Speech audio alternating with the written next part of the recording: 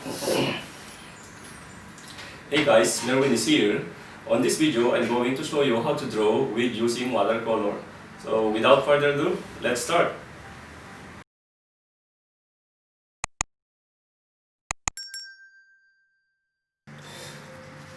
Okay guys, ito yung mga materials na kailangan natin. Kailangan natin ng watercolor mixing palette and then watercolor. So baling ginagamit kong watercolor guys ay Winsor and Newton. Sa kunting kaalaman lang, yung mga ginagamit ng mga professional artist na watercolor ay tumatagal siya, pwede siyang tumagal ng 100 years. Yung kulay, hindi siya basta-basta nag-fade. And then of course kailangan natin ng brush, kailangan natin ng pen. Itong pen na to gagamitin natin sa huli para sa outline, para magkaroon siya ng depth yung painting natin. And then itong marker, kailangan natin sa shading. Of course kailangan natin ng extra water para kapag madumi man yung brush, pwede natin linisin anytime. And then punasan natin ng tissue para sa excess water. Ayun. Okay. So, yan guys. Lahat ng materials dito na pinakita ko sa inyo sa description, pwede nyo i-check anytime. Ilalagay ko sa description para anytime pwede nyo i-check. Okay. Okay, umpisa na natin.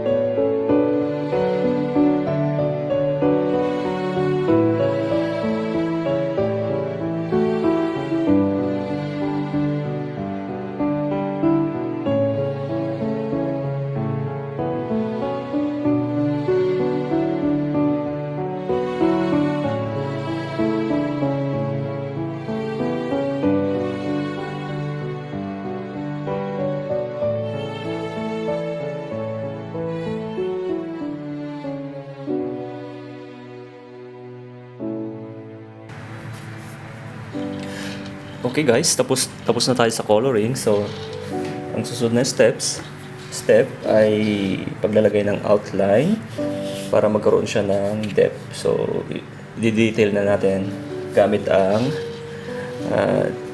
this pen, Unipen. I'm using a 0.05 thickness mm.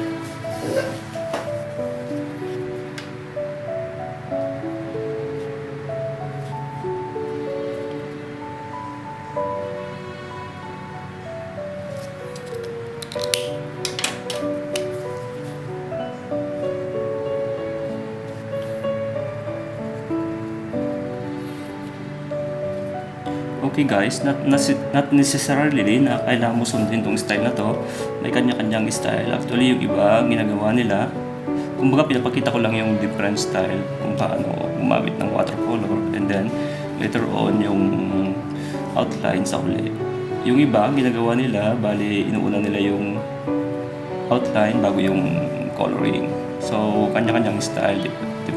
Depende sa kung saan ka komportable, kung saan ka mas magaling.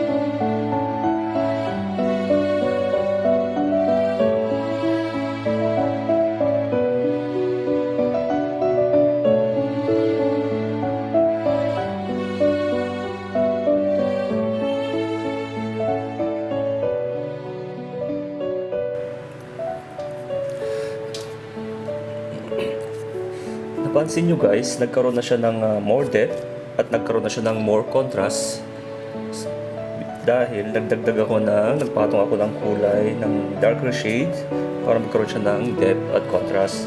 So that part, in-skip ko na. Hindi ko na pinakita sa video pero same process pa din. So nagkaroon na siya ng trees. Ayan, nagkaroon na siya ng more lines, depth. Okay. So continuous natin ang pag-detail sa mga dapat i-detail.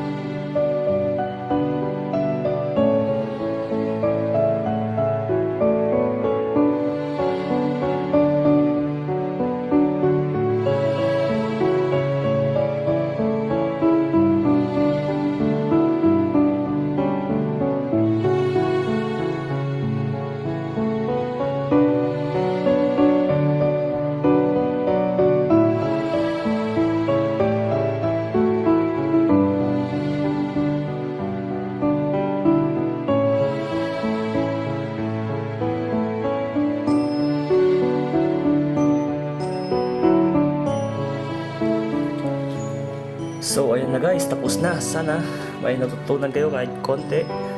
Maraming salamat.